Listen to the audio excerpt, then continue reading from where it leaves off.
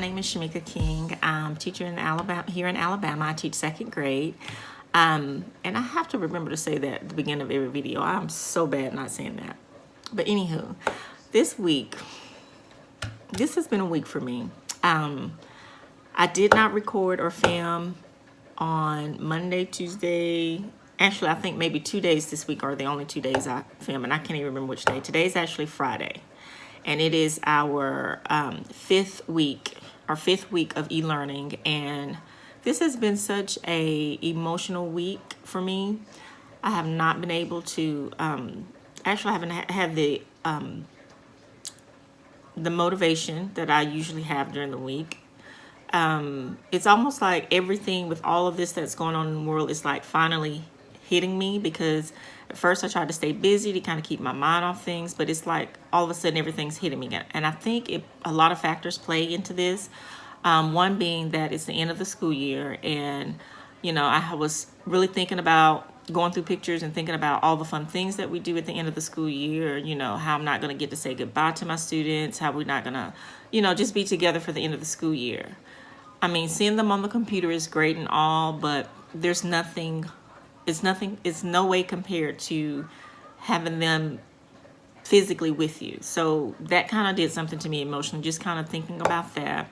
Everything that's going on with COVID-19 and how it's affecting, our country is another thing. And then just so many other things that I just don't even want to get into detail about. But Monday was okay. I kind of made it through Monday. Tuesday, going down. But yesterday, Thursday, I was literally in pajamas all day yesterday, in bed. I talked to some of my family members to kind of talk about things, because I like to talk about my feelings with people that I trust. So I did talk to my sister yesterday, and that helped a lot. But it's been a very emotional week, just to say the least. But eLearning is still going okay. I'm happy that now I finally got adjusted. And I think by week 3 I was okay. But I'm adjusted with all that, and my kids are adjusted, so that makes me feel a little bit better. This week was Teacher Appreciation, which I couldn't ask for a better week, because I don't think, if it wasn't Teacher Appreciation Week, I don't know what could have happened to me, to be honest, to be totally honest. But that kind of actually made it a whole lot better. All the kind notes for my students, parents, my principal. Oh my goodness, my principal is just the ball. But all of the kind gestures shown this week. My church family, I cannot forget my church family. It's been amazing how much I've been shown appreciation. And I know a lot of teachers, you guys have been feeling the love as well. But I'm only speaking about me right now. But it's been amazing this week with Teacher Appreciation. So today's Friday, the end of our 5th week of eLearning. We have 2 more weeks to go. And I think next week we'll continue with our last actual e-learning activities. And then for that last week, we're going to take that whole last week. We got 4 days in that last week. Our last day is on, I'm looking at my schedule here, May 21st. So May 21st is our last day of school, and that's only a 4-day week. So I'm looking forward to having fun with my students to that. Not looking forward to the last day, but I am looking forward to that. So yeah, but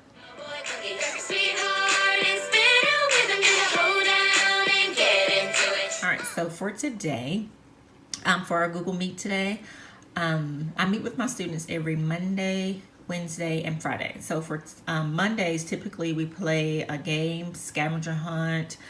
We've done trivia, just some type of game. Wednesday is usually a live game where I share my screen, similar to what I'm doing now. So we'll play Kahoot, and I use the Kahoot games to kind of give us a review on things we may be covering the week of, or maybe previous weeks. So that's kind of how I do my learning, because I don't try to teach a lesson. I just don't try to teach a lesson. I do all my lessons pre-recorded. And so here is what we did today. To celebrate, or to help celebrate Teacher Appreciation Week, I did a activity or a game with them called How Well Do You Know Miss King?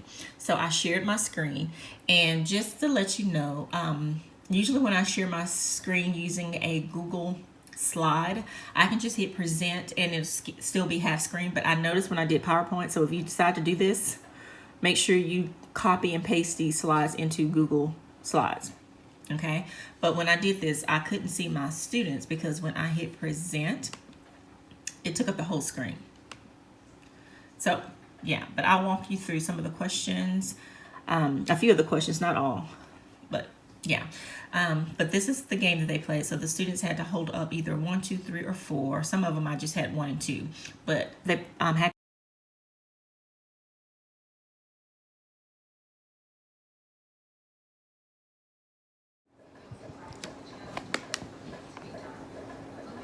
All right, let me see your answers.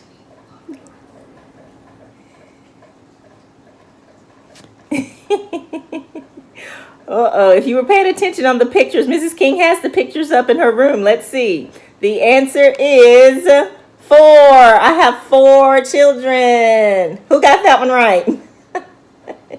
I have 4 children. I actually have 2 biological children, 2 boys, and then I have 2 stepchildren. And they are adults. They're actually adults. Both of them have graduated high school, and they're adults, both in college. All right. You ready? Question number 3. What is Mrs. King's favorite color?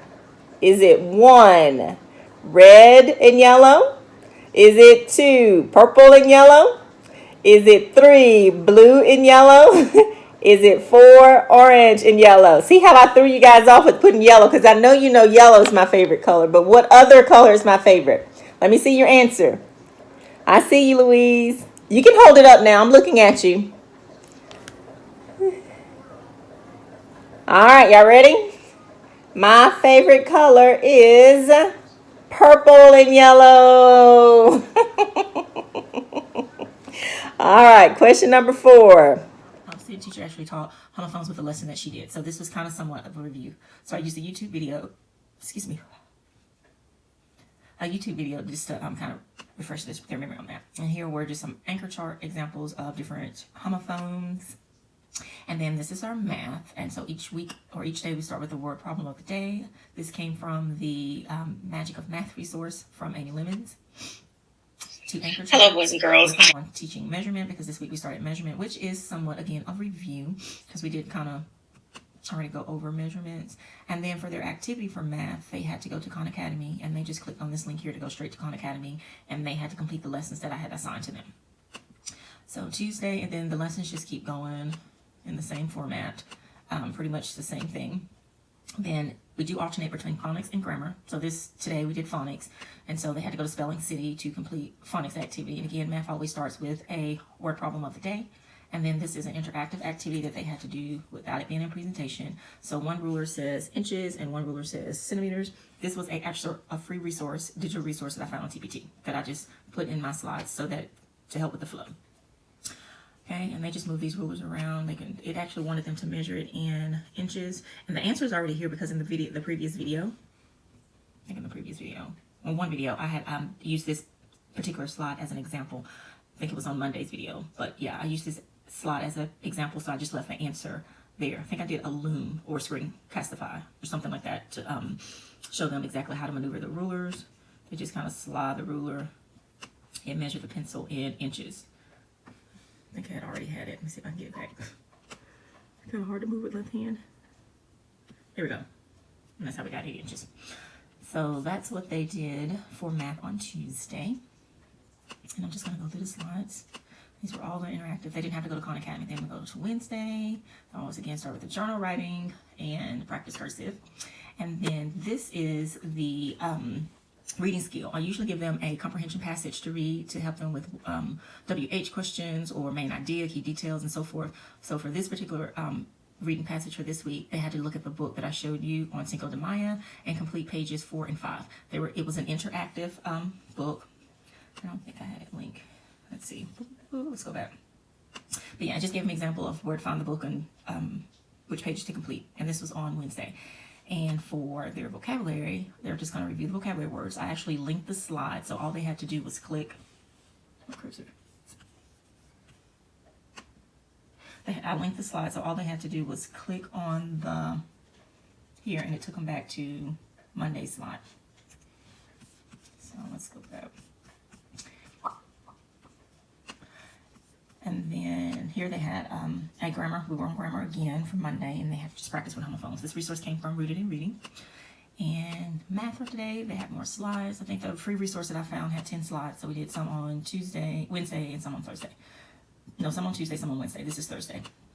And then again, this is practice with vocabulary. They simply just typing in the words. This is a worksheet from Rooted in Reading. I just made it digital by putting text boxes over the page so that they can type inside the page. And phonics. And then here for Thursday, they had to go back to Khan Academy and do the activities that were assigned to them for that day. And then Friday is usually a light week. They don't have much to do on Friday. They go to Spelling City to take a test. I give them their comprehension check on the book that I read on Monday, and they can just click here to go back to the book. So I linked the slides. And then gave them a little vocabulary quiz that used the words in context from Rooted in Reading. And then I always include this at the end of the slide just to remind them that to make sure that they've checked off their checklist and completed all the activities on the checklist. And this is their checklist for this week. We'll draw on the list or take a picture of the list where they've checked it off, and then some of them just submit it, but it's fine. Because in my description when they upload it in Google Classroom, I'll say something like, if you submit this activity, and I'm just going to go to my Google Classroom and kind of show you. Now this was a different Cinco de Mayo activity that we'll get to, but this is this week. And say for the checklist here, my activity that we'll get to, but this is this week. And say for the checklist here, if you, I'm trying to make it bigger so you can see it. But anyway, it says make sure you have completed all the assignments on the checklist before turning it in. Turning in this checklist means that all the assignments are complete.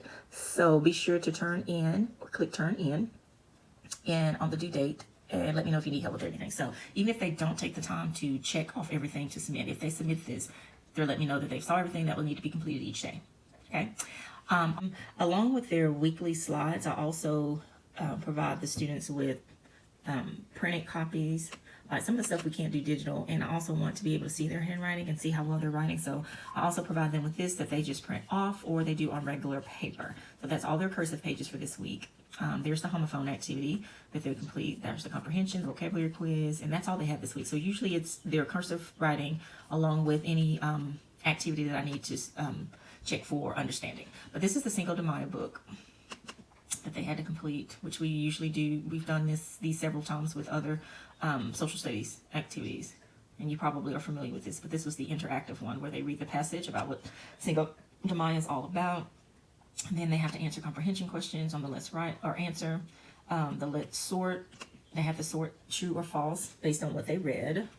And then for the last page, or actually for the third page, they had to write 4 facts that they learned from their passage. So they had to put the facts in the little circles here. And then they had to write their own informational paragraph about Cinco de Mayo. So basically summarizing what they read. And then the last page, oh, this was the last page, sorry. This was the last page. So they did 2 pages on Wednesday and then 2 pages on Thursday. And I'm going to go back to our Google Classroom and show you this. They had an option activity. Now this activity was optional. They did not have to complete it, but it was a Cinco de Mayo activity as well. And this activity actually came from the Phoenicia tabs. And so this was just a ebook that gave them more information about Cinco de Mayo. Yeah, really good, really good resource.